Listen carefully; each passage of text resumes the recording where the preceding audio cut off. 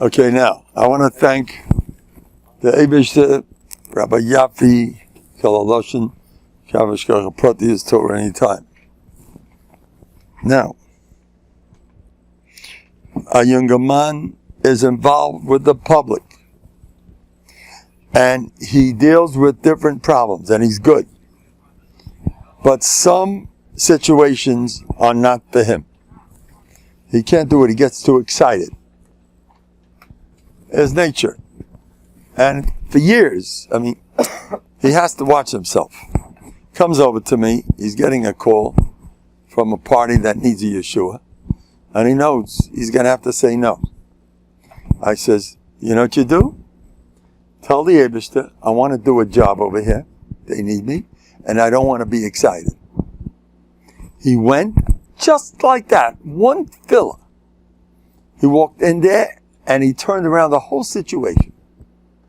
And he did not get excited whatsoever. It made no sense. It was his nature to be like that. That's me. That's why I shouldn't be doing whatever. I says, just daven. Just daven. It's simple. I've done these things myself. I was different times nervous. I says, I had to face the public in a big way. I says, Eibishter, help me out. Sometimes it was like scary, like they say. I says, I don't want this stuff. Boom, you're fine. How do you like that one? Go straight to the Eibishter for everything. I'm going to tell you another zach. Now the shalom bias situations. About 10 years ago, I had a shalom bias that you're talking to the wall. There are some people that are so negative that there's nobody home.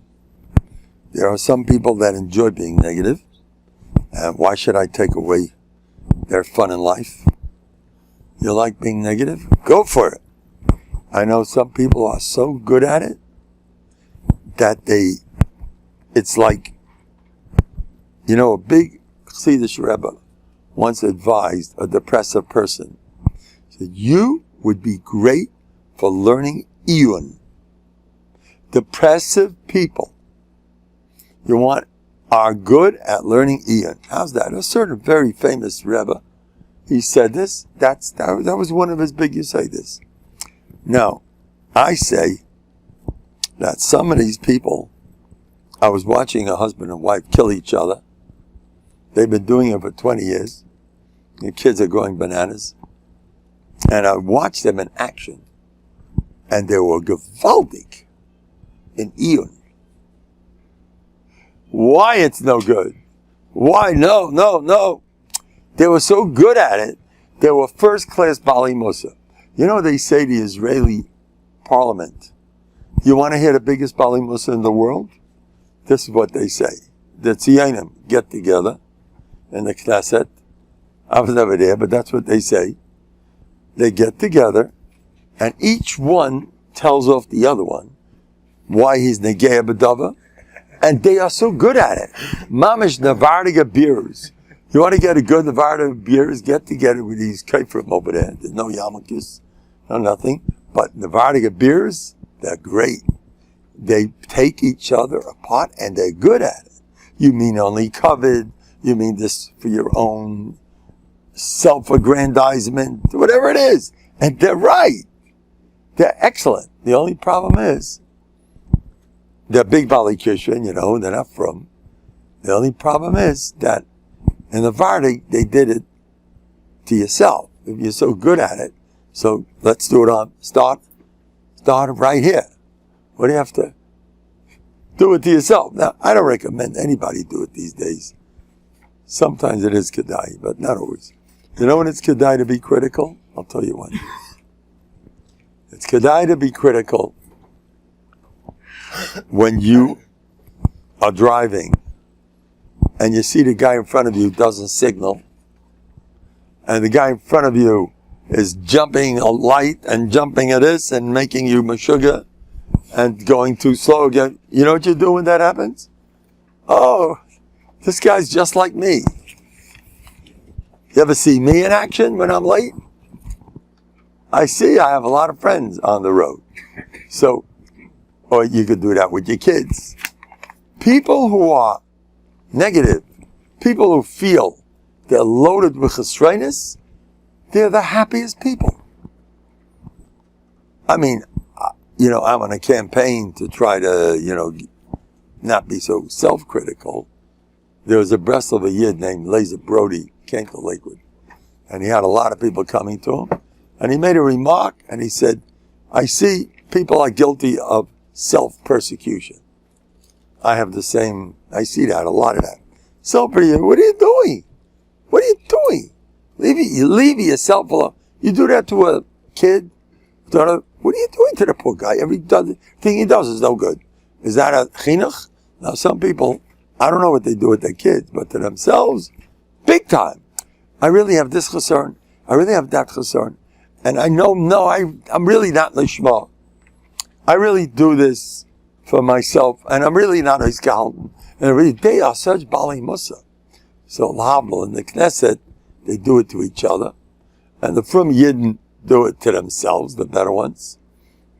But if you want to join me, I wouldn't do it to anybody. Rabbi Miller Zatzal told me, this is the shita. I'm gewaldig and you're gewaldig. And keep lying. Now, I had two couples with a shalom bayis. This happened about 10 years ago. One came from Columbus, Ohio. The other one came from Sioux City, Iowa. And I had to, one was about 10 years ago, one about 12 years ago. I want to be accurate.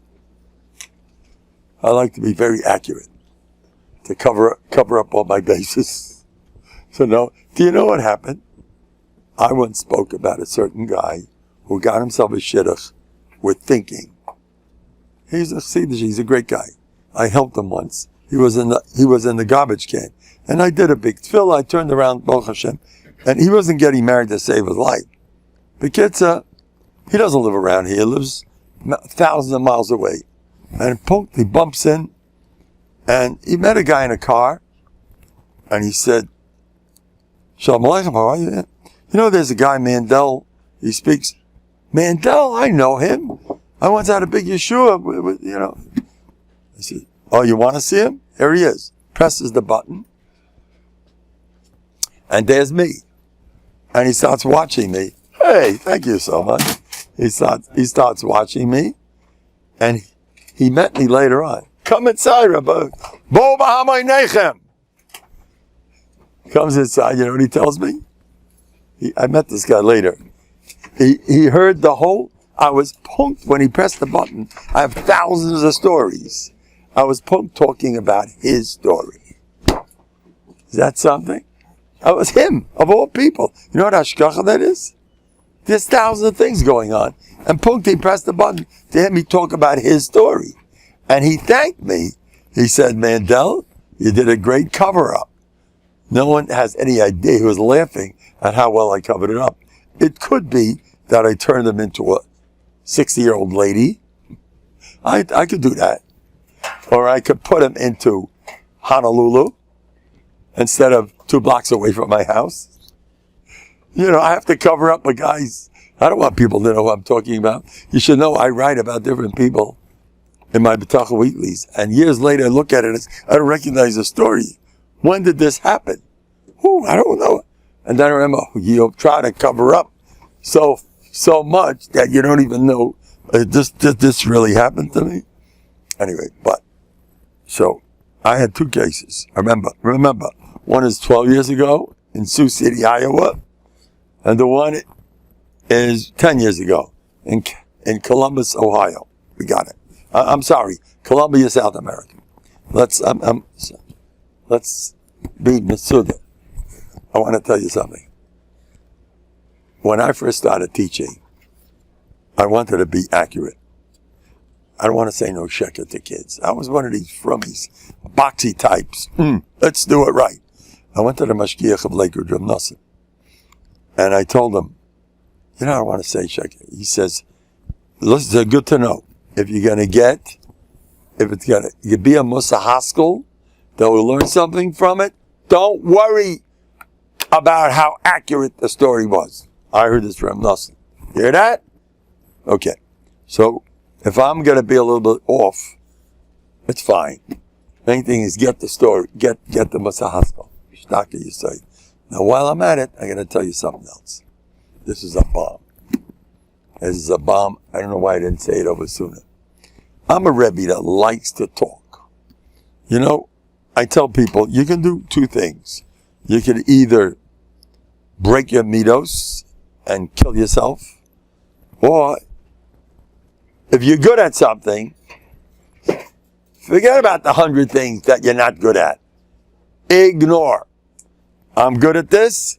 Just spend your life doing what you get. I like to talk. Now talking, should talk, shouldn't talk. While I'm talking, so I keep talking. So I'm getting a mitzvah with my talking. What's wrong? And I talk in my class. Plenty. What do I talk?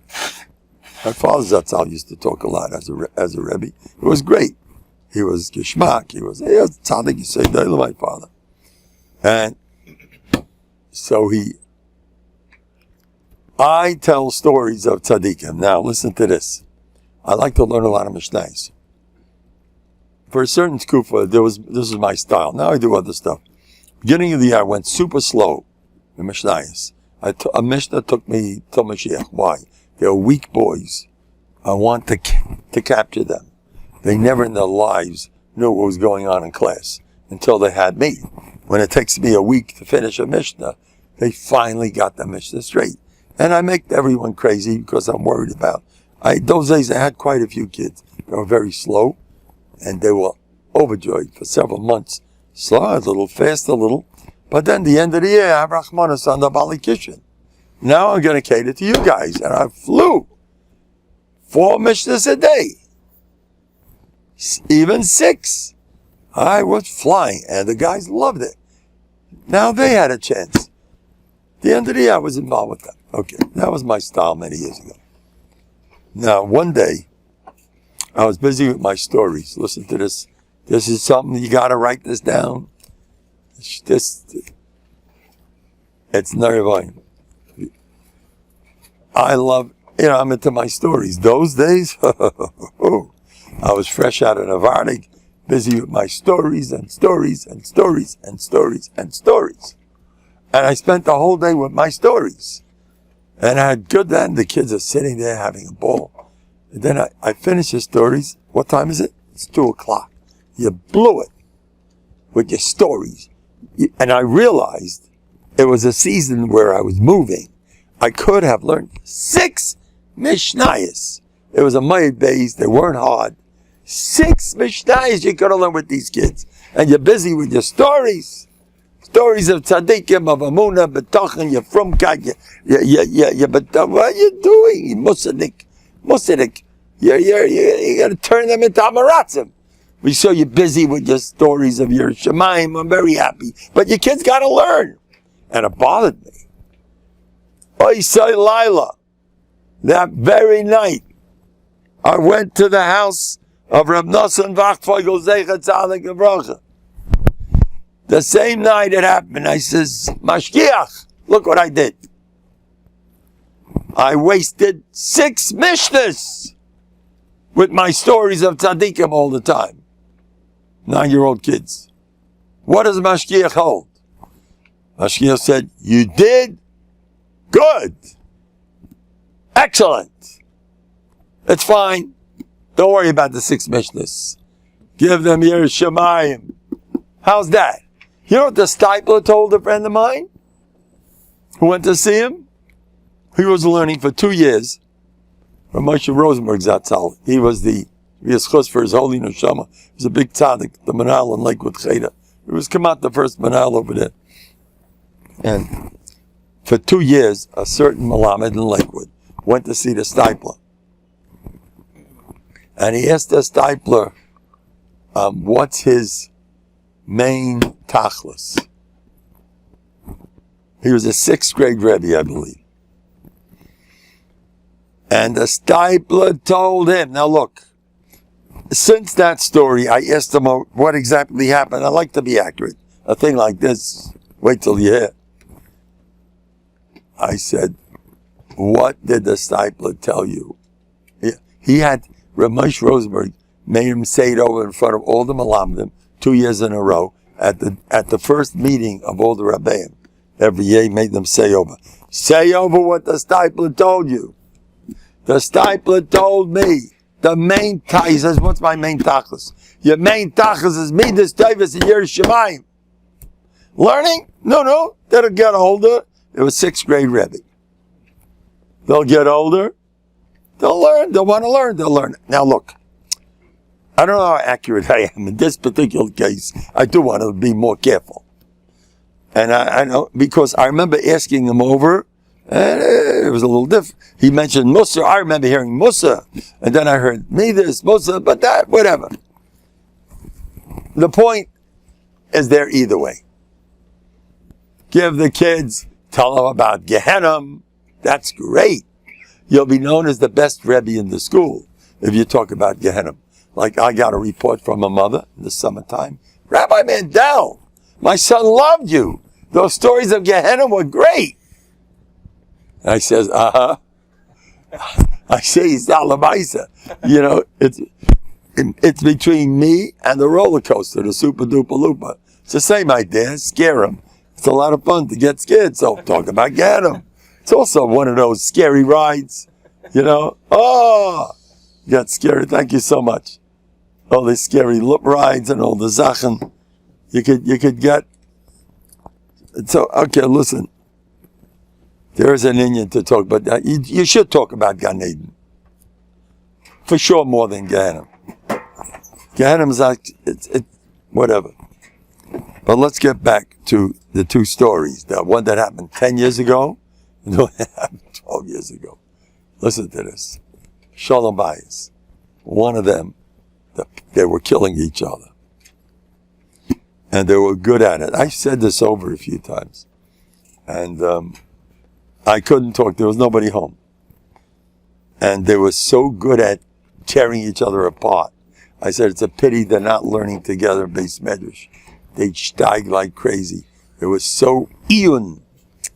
They were in, you know what that means? Your mind is day and night criticizing your spouse. And you're thinking what went wrong in yesterday and today. You know, that's all you think about. Okay, whatever. I was not matzliach with them. Whatever, I didn't want to get involved. The next case I had two such people that were heavily involved in criticism. I'm going to tell you what I did.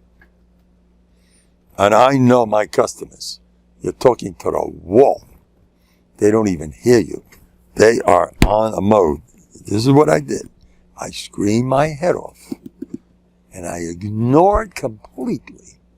Look what hey, how you doing? Look what a lovely husband you have. What a wonderful, I wasn't just babbling. And I laid it on thick and I walked out. And he made such a turnaround. He told me the next day it was a new world. I did not even get near them. I used to criticize. I didn't address it. I didn't say, well, let's try to. I didn't play it down. I didn't touch it. Militant used to push positive stuff. He would say it with a certain, that's the matzah. Don't complicate me with maybe there's something else going on. I had a lot of atzlacha. I'm going to tell you another nice thing. Half of a fella. Many years ago. I was zeicha that somebody I know, I walked into the house and there was the father who was super critical, killing the kid. Who the kid was a rambunctious little rascal and he was getting kicked out of school because he's whatever, chutzpah, whatever you want. And I told the kid in front of his father, a little, you know how big the kid is? He's about this big. One of those tiny guys, kind of her sweetie. But he's wild. I wouldn't want to be his Rebbe. That's for sure. I told the kid in front of his father, you're a tzaddik. And I proved why. And I says, I could see that you are going to be a tzaddik. You know what I once did to a little boy? I says, you're a gewaldige Baal Chesed. I see it on you. Till today, he's not a Zayda, but he's already, you whisper the right word into a kid. And the way I do it, I says, I'm a scary guy. I'm spooky. I says, I could tell that you're a tzaddik. I do this to everybody, by the way.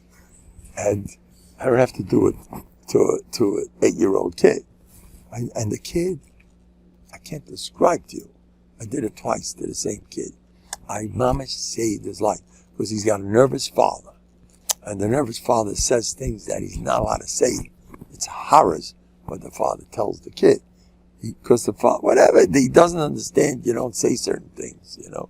And I was put there on the spot. I was right with the kid. I want to tell you something, Rabbi Isai.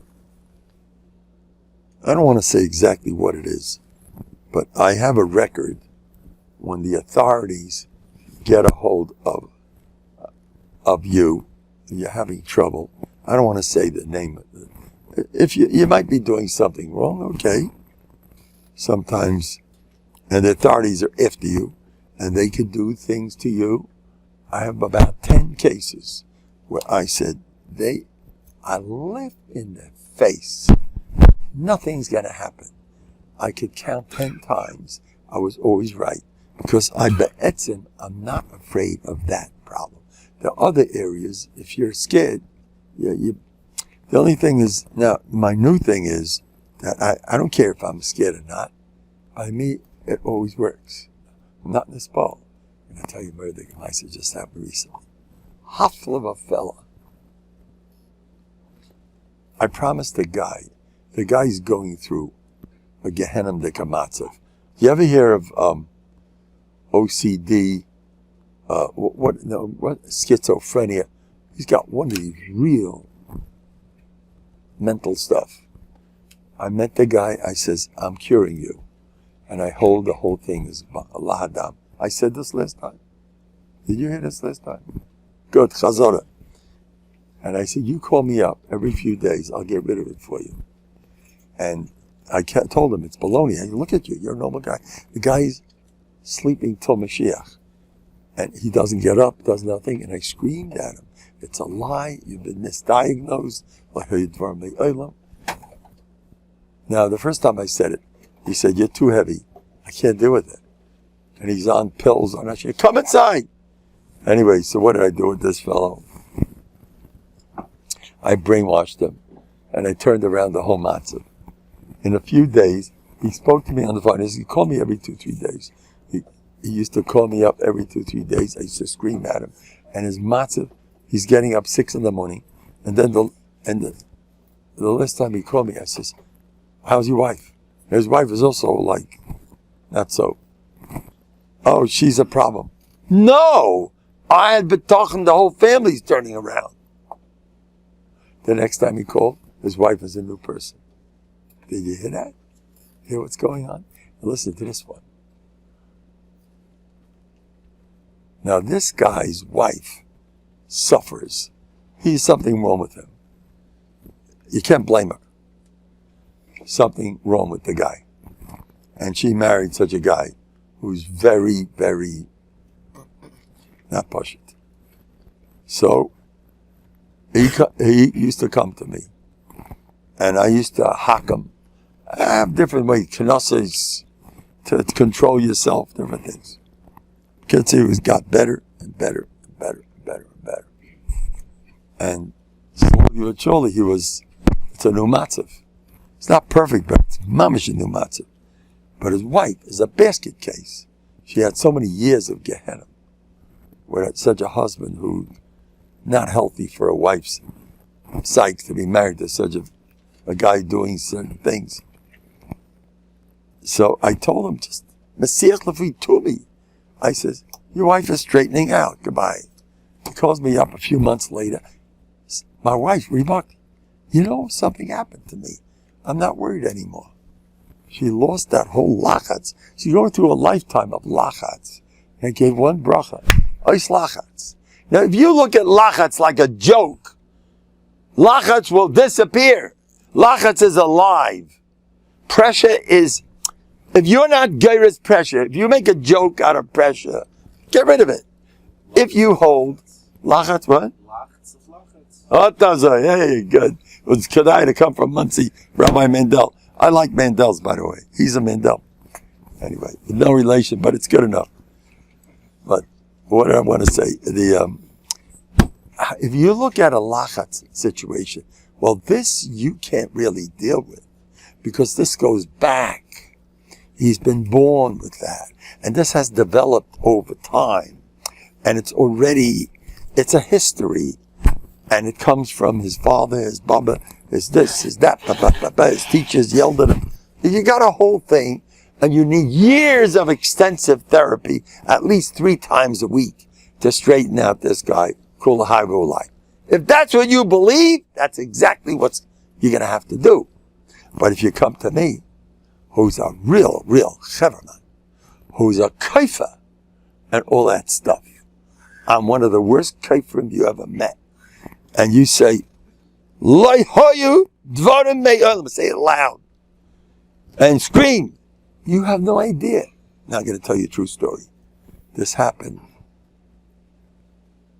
in New Rochelle. Way back, I was a bacha. And everybody knew that a certain younger man's wife had MS. MS, I think, is one of those things where you ain't moving anywhere. He had a wife in a wheelchair for years and years and years and years. Listen to this, a true story. He went to Gehenna with his wife. Everybody knew Nebuch, a certain big Baal Yisudim, trouble with his wife. MS. When she got older, she was an older woman already, she got a hold of Yidel for a doctor. You know these Jews? They're sharp. I think it was a brain surgeon, a real one of those who knows what he's doing. And he took a look at this lady. He said, your wife does not have MS. And she never did. She's been sitting in a wheelchair for decades, driving her family meshuggah because she was misdiagnosed. A lifetime sitting in a wheelchair because it was a lie. Now listen to me. This is a true story. I remember the name. I'm not going to say it. I remember exactly who it happened to. No, what's the name? I forgot the name. I'm thinking of something. It's not the guy. I remember what the guy looked like. I remember his son. And his son, nice guy, a very sweet fellow. Tzaddik. The son was a cute. I liked him a lot.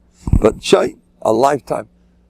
Now look, as soon as a doctor tells you that you have a certain thing, or you assume you have it, your brain chazes over, I have that. And when you go to sleep, even when in your subconscious mind, you're chazering it over again and again and again and again. Then to such a degree that by the time a year later, boy, you're drowning in medication. Because even if you had nothing, but you talking so much, I once had a mice of myself where they said I had a certain disease. And as soon as I knew I had that disease, I didn't even know the symptoms of that disease. I got all those symptoms because it showed up on the blood tests. You have it, and I had all those symptoms. I got a hold of another doctor who was kaifa on those tests. And because I was brainwashed the other way, I'm Baruch Hashem 100%. But I didn't even know the symptoms. But I knew that stempel, and the Eibishter looks down, or I don't know how it works. You don't even know what that disease means. You'll get all the pictures and all the details of that disease, because you think you have it. Now, when I brainwash myself, I don't have it. It all disappeared. Do you believe what I'm saying? It's just unbelievable. Somebody fivefold once told me how the mind the psychosomatic stuff. There used to be books on it, how people can live and die just by the way they think. I once read in a book about a guy who had yenamachel coming out of his body. He had, what do they call these little balls? Tennis balls, whatever. What? Little balls that kids play. Nice. Stick ball. Little lemon-sized growths all over his body. And they told him, you got problems. And he was getting treatment, and he was going to get him. This is a true story. It's not a... One day, someone got a hold of him and said, do you know you've been misdiagnosed. You do not have that disease at all. But because you think you have it, your body responds, and there you go. You may have had a little bump, and you decided you had yenamachel, so the bump started growing. And once it grows here, it starts growing there. Betachasana. It's all over the place. It's a true story, huh? It's a shame. As soon as he heard that, the entire disease disappeared. It's a true story. All the bumps, minimal, it's gone. He's smooth, back to normal. And this went on for a year. It's a true story. A year or two, not more. And then someone got a hold of him. Hey, you're still here? You have that disease. But they said, no, you misunderstood them. You do have that disease. Oh, really? He was walking around normal for 2 years. Let's say 2, it sounds better. But for 1, for sure. And he's walking around normal and no symptoms. They told him, no, you do have it. The guy who told you this was making a mistake. He mixed you up with a different patient. Whatever, that I threw in to make it exciting. But that can happen too, don't you worry. You do have it, and you've got a bad case. A month later, the guy was dead. Do you see the power of your mind? You have a muscle, what's going on?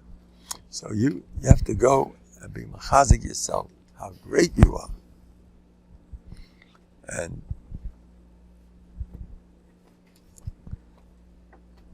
not get involved in negative zachen.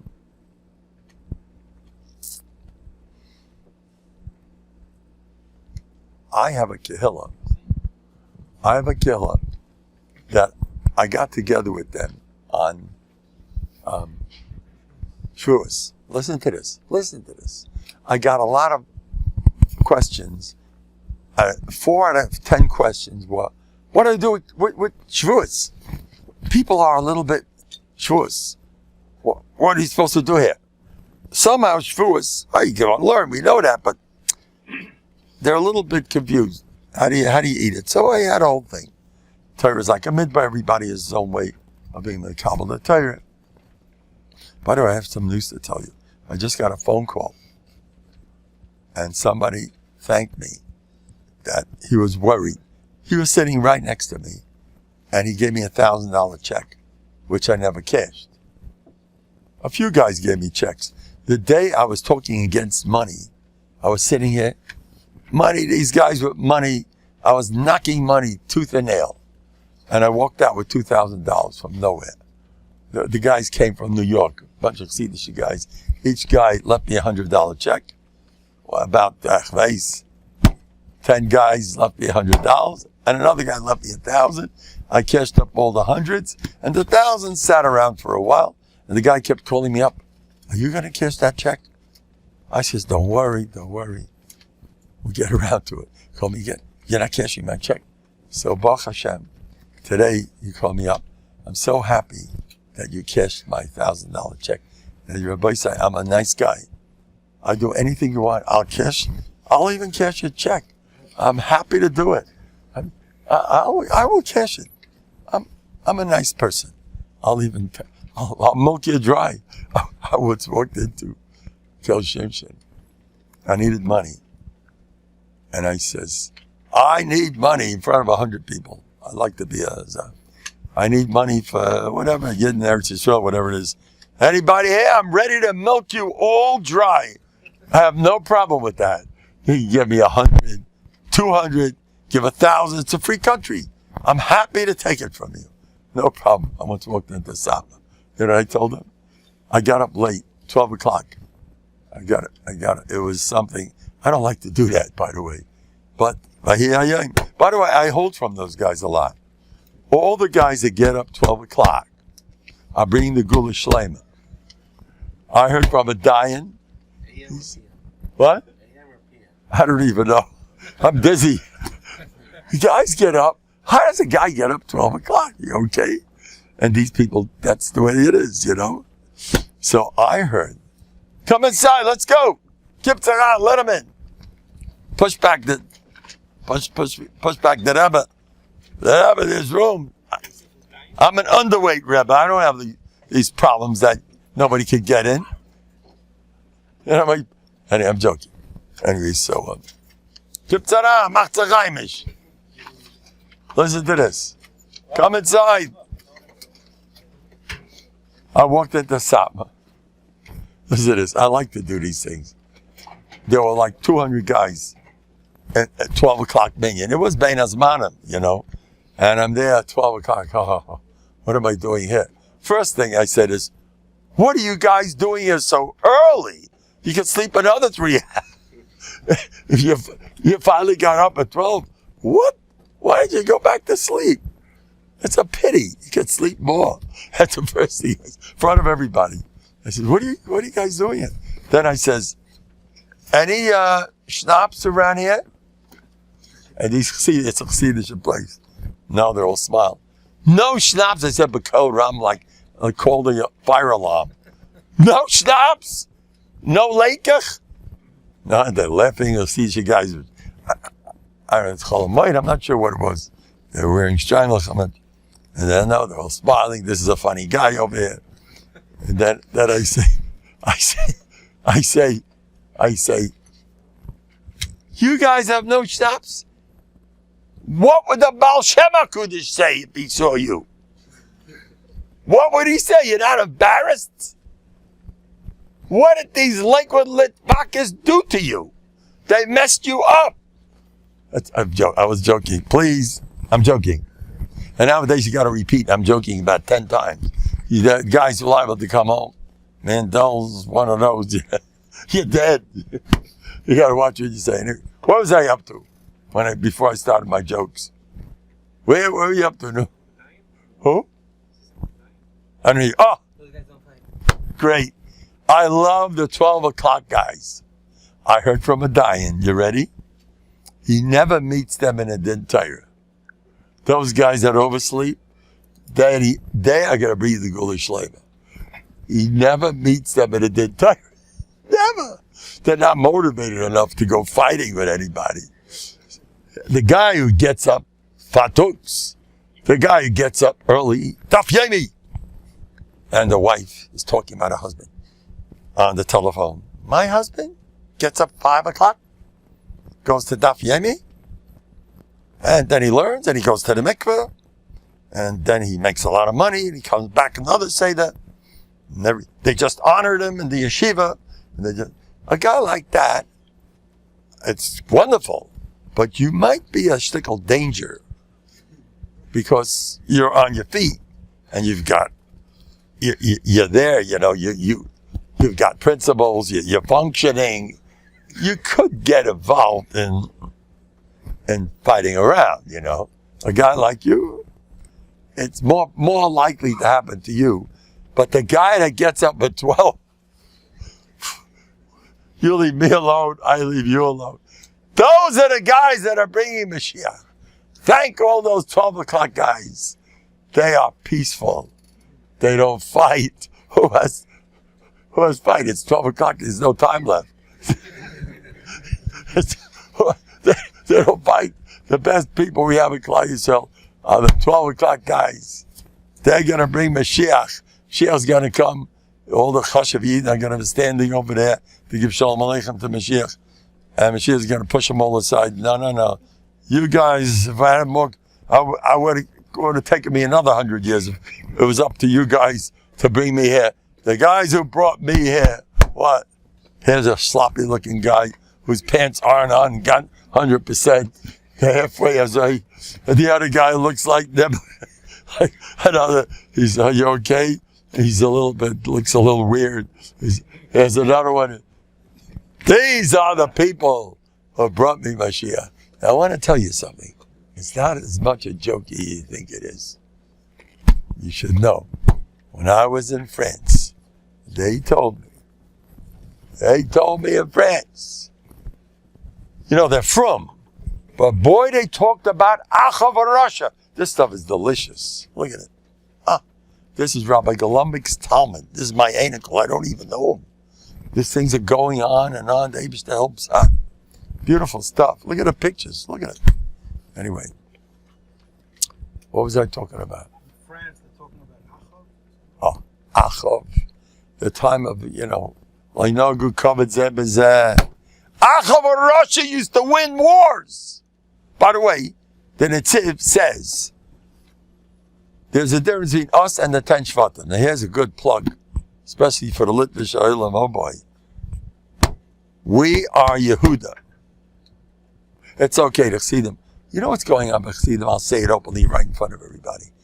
I've been on the telephone dozens of times with older Hasidic girls, mothers and fathers.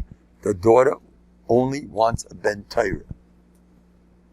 You know how many Chassidic young alike are learning 30 years after the Chasana? I really heard 20, but make it 30. 20 is plenty good. You know how much Torah is going on by the Chassidim? It's not a joke. And these girls, you're a Chassidic girl, you need a Ben Torah. One after another. There's plenty of Torah going by Chassidim.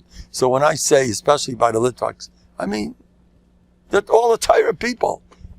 Yehuda is Torah. The 10 Shvatim is Chesed. You want to know the difference between us and them? We are basically Yehuda, Binyamin, and a little Levi, and done. We have trace elements of Reuben, Shimon, Levi, all this Shvatim, Yirmiyah Navi, brought back. There's some room. Come here, Chevra. Come inside. There's a big gap over here. You got some chairs over there. You want to push aside? Get some. Come inside, Chevra. Oh, you want to stand on the table? I'm joking. By the Ger Rebbe, they had ropes. Back in Europe, they had ropes dangling from the ceiling. I'm serious. And the Chassidim used to get a ledge somewhere. I don't know exactly how it looked. And they used to sit by the rope, and and they used to wait. Avram Malcha, Imre Yemes, Tzadik Yisrael. So he used to wait for the Rebbe's tish, and they could wait for a whole Shabbos, sit there by the rope, and someone would pass them some food. I don't know how the bathroom worked. I don't know, but they used to sit there and wait to be able to see the Rebbe at the right moment. And you know what they got from the Rebbe? They get it up. It was okay. Was steist the Dalton? You could have learned 10 block Gemara. You're waiting to see me. Was steist? That's what he used to do. He didn't like this stuff. Why don't you go learn? So he did. You know what he once said? Basis show. You got to know Yiddish for this one. I apologize for all those who don't know Yiddish. But the basis show once saw a Yid with a spadik, without a beard, and come to his tish. He takes a look and he says, I gettin' Pete him. Happy Purim. It's fine. By the way, I give him a lot of credit. He does, but that's the best he can do. I'd rather see it's a good zach. I'm not being chaylik on the guy Rebbe, but a joke like that, it's too tempting to say it anyway. No, but I still give the guy credit. If I don't know if the story is true anyway, that's another shayla. But anyway, it's a good one. Then he said, there's another Maisa. I was there. You have to give. He was very nice to me. I went to the Beis Yisrael. He was so nice to me. I was petrified because I had heard that with him, Gary, you got to move. You got to go fast. So I was an American Harry. Do I know what you do over here with these Gerach? See them? I didn't know how to deal with it. And I come, and I had to talk with him. And he was so nice. He was calm, not what they told me. And he saw I was a little like this. And he said in perfect English, I can speak English if you want. In perfect English. Come inside, no. There's room. The Elam, take a jump this way. Let's go. You got a lot of sky. You jump through. I said, you crowd. By the way, the last count was 7,000 people outside. You heard that? Oh, some say 8. That's a machlokes. But because the place is, it's a mazel that you didn't come. You guys are inside the machine. You don't have to suffer with my poor every year. It's not easy. I'm joking. Anyway, so what was I talking about? The Conversation. who? Mrs. Ross spoke English. You can speak English if you want. You know what he once did? He was so sweet, basis. By the way, he was inside Novandik. He loved Novandik. Oh boy. They say he heard 1,000 shmuzim from the altar. I don't know if that's true, but sounds good. 1,000 shmuzim, whatever. He definitely was into Novandik. Ger and Novandik are best friends. It's cuts. It's the same, you know, they do well together. Rabbi Yeshin even told me this. Ger is very good with them. But he told me, he said in Novandik, that Bachrim, that's what he said. That Bachrim half hour Shemoneh regularly crying, not with atzvas, crying fire. Give me a bracha, Rabbi Say, Yiratzayin. That, we're going to press it soon. That the Vardik should come back, Bechol Tishpeb Hadra. Amen. You know what it means? Every time you daven Shemoneh, it's a full hour, half hour, and you're crying with emotion, with simcha. We'll get there. It takes time. You know, I think big. I don't know where I am today. I might be a ganz finer 5-star Harry in the present moment. I'm a schlepper like everyone else. But in my brain, I keep reading stuff about people that are way ahead of me. And I say, we'll get there. That's the way I work. You know, the Mashgiach doesn't say you get schar if you do that. If you're aiming in a certain direction, you're not there in a million years. It's not Negeya.